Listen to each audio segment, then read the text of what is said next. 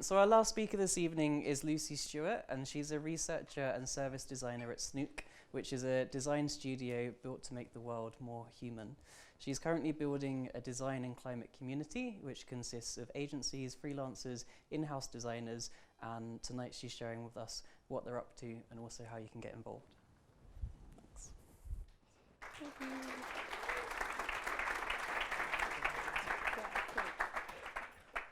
So I'm fourth, which means you've heard a lot of this already, and I've had no drink. Yeah, but thank you very much for having me, and Brett for the introduction. I've been pretty lucky to talk about design and climate at a number of events, and always started with the typical doom and gloom associated with talking about climate change and the ecological emergency. But the community that we built told us that they wanted more experience kind of talking about the climate. So about 3 weeks ago, we ran a workshop about holding climate conversations at Unboxed. I'm kind of experimenting with what we learned there, which is don't start with facts and figures, start with stories and values. So please bear with me as I try a new approach into introducing what I'm speaking about today. And instead, I'm going to start here with this question, which is, what do you love about living on planet Earth? And I'll just let that sit for a moment for you to think about it. And then I'll share some quick snippets about what I love about living on planet Earth. I love that we can cohabitate in a place with beetles that light up and make everything magical. So I grew up in New Jersey with summers heavy in fireflies, which was actually pretty whimsical. Through these bugs, I learned about nature's wow and how to care for it. They're now endangered due to light pollution, which is messing up their reproductive cycles. I love that we can nurture soil and plant seeds to produce flowers and food. This is a really small snippet of my garden in Hackney, which is a rather meager attempt at self-sufficiency in light of the fact that agriculture is one of our biggest emitters of carbon, deforestation, and really shoddy land use. And I love that much of this planet is serendipitous as well as it is logical, that our lives are based on genetics, but based on luck and circumstance as well. This is wild. So that's me in the pink, and that's my niece. And we look identical despite being 26 years apart. And I think why this is wild and why this makes me think a lot about the things that I design and I research is because I'm basically designing a future for a mini me. And that feels really strange, and also fills me with a huge sense of responsibility. So my niece is growing up in New Jersey, but with far fewer fireflies. And that's in part because in the time between these two photos, carbon in the atmosphere has risen from 350 parts per million to 410. And as a result, the planet is half a degree warmer. And we're 1 degree warmer than we were pre-industrial. And we're frighteningly heading towards 1.5 degrees unless we change our habits and behaviors now. And this is all because we're living as if we have 3 to 5 planets, which leads us from the images I shared to images like this, and this, and thankfully to images like this. And I think we can argue that the design of things, whether that be products or services or digital stuff and systems, got us here in the first place, which is why as an industry, and I'm using the term design industry quite loosely and quite fully, we cannot run away from our kind of contributions. And this is what brings me here to talk to you today. And really the question that me and my colleagues at Snook asked ourselves when we put our heads together and live work, tried to establish what we can do as an agency is start to answer this question about how we hold ourselves accountable for the things that we're producing and that we've put out into the world. And how do we hold ourselves accountable to ensure that we're designing a better, fairer, and healthier planet? And what happened is, surprise, is design and climate, which is an attempt at this accountability because we need to recognize that collectively we have an awful lot of power to influence our practice, our relationships, and our community. But by doing this, we're realizing that it's really, really hard to change practice. I think because of everything Chris said in terms of the process of human-centered design kind of being ingrained within our process. We're really questioning and probing that, but that's actually really quite difficult to do, mainly because we lack the space and the time needed to think about that and approach it a little bit differently. Yeah, so what I mean by our practice is like the way we do design, which is basically everything Chris told you about, so I'm not going to say it again. But for us, it's everything from commissioning. So why don't commissioners think about climate or planet in the way that they commission things? So why don't they stipulate in their contracts that, you know, you have to think about the climate or planet before we hire you?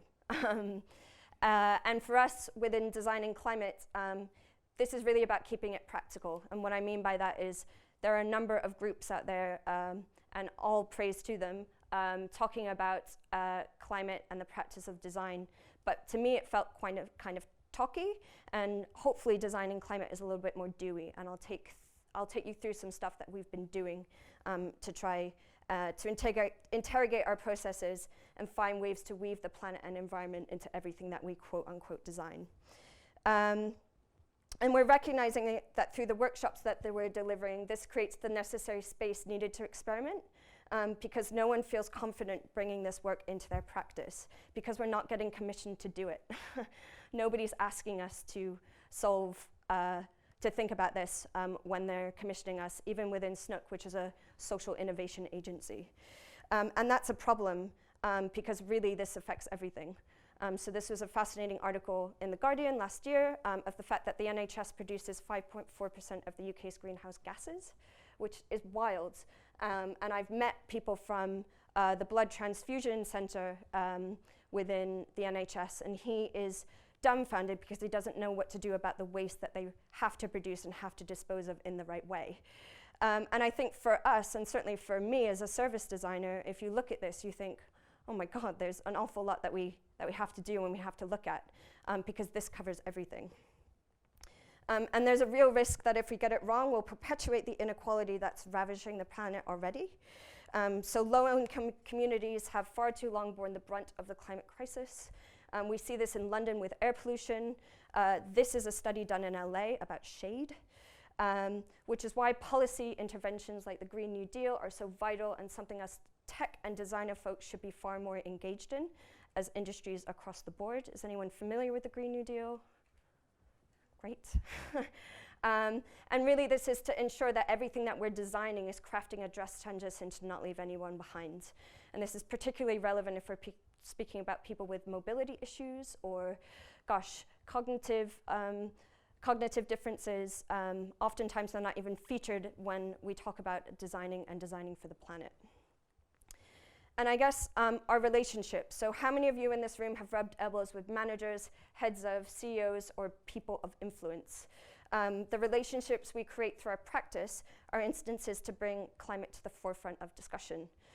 It also means we need to think about how we change our processes, like I said, from commissioning all the way through to ending things well. And really for us, going back to some of the conversations maybe, Tom, that you asked, is can we get in a position where we're able to, within our agencies or freelance models or even in-house, to say, what if we didn't take that project because it's not good.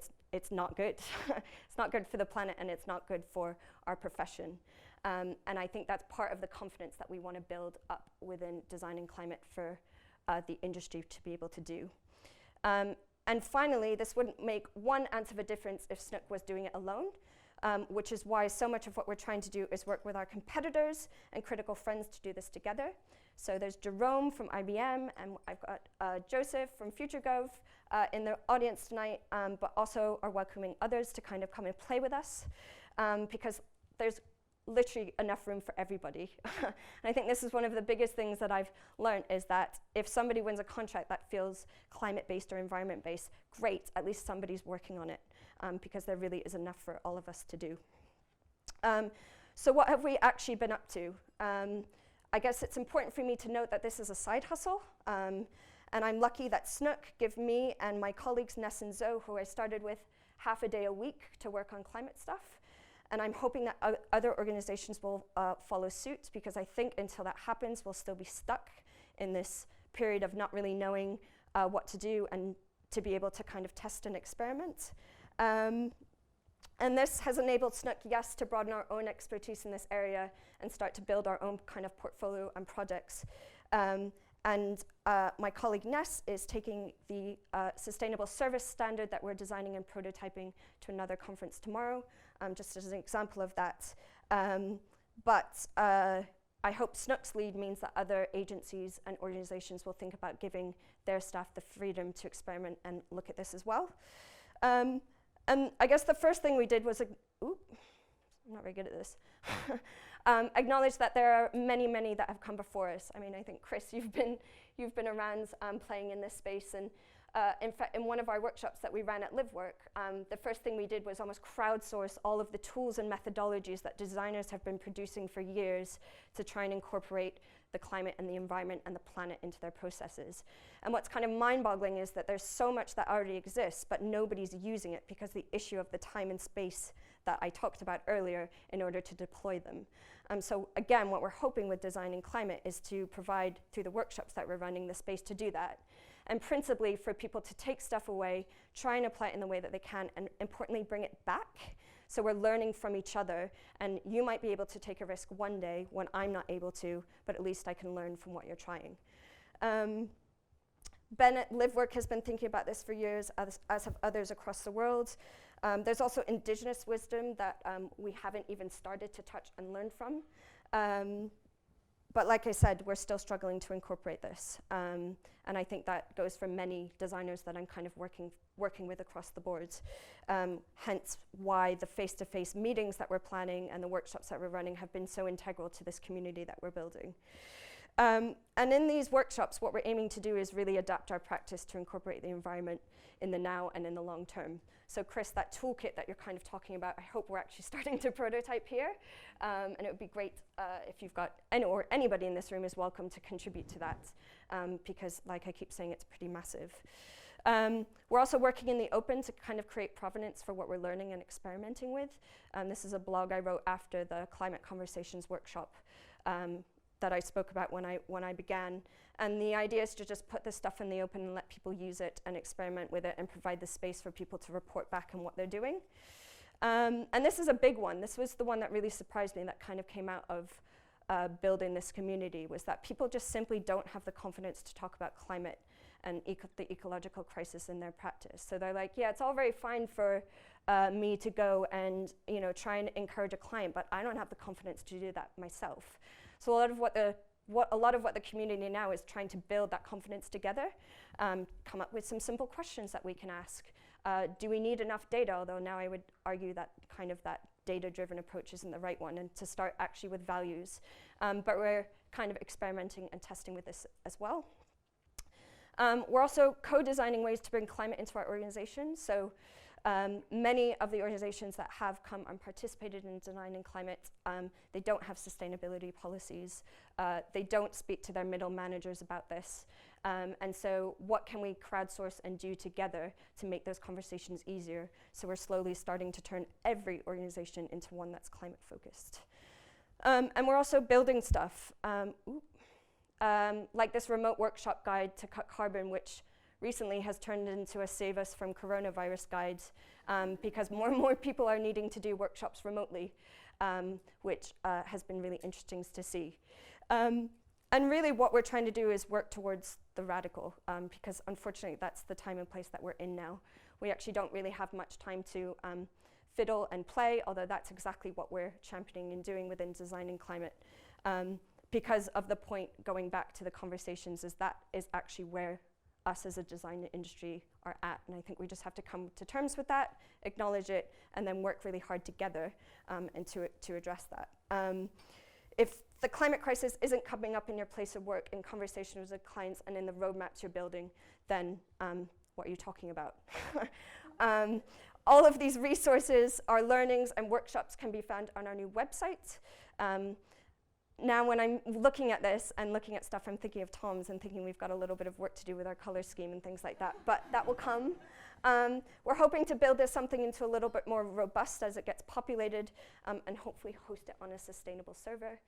And the invitation is wide open to join us, which really means just sharing what you're learning and attempts to do this in which way you can, using the Design in Climate hashtag. I'd really encourage you just to reflect on what you love about living on planet Earth, and then get to work to make sure you have those conversations with everybody else along the way. So that's me.